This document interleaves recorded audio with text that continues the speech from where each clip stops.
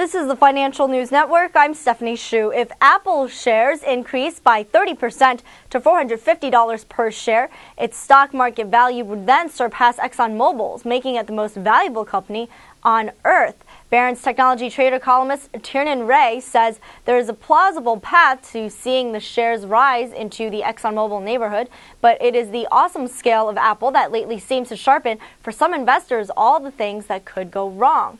To hit a $450 price target at its current multiple, Apple would have to produce something on the order of $31 per share in earnings, assuming its cash per share rises to more than $86 in the coming year. That's not possible, according to Ray.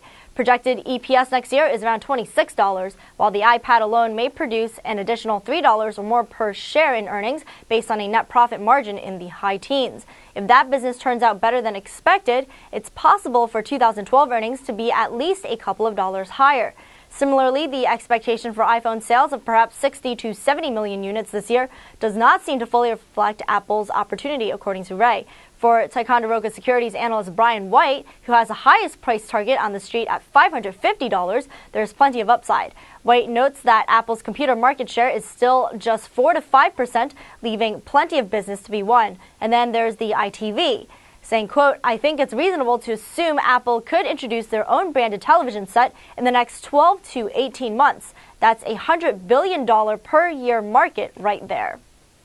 For further updates, stay tuned. You're watching the Financial News Network. I'm Stephanie Hsu.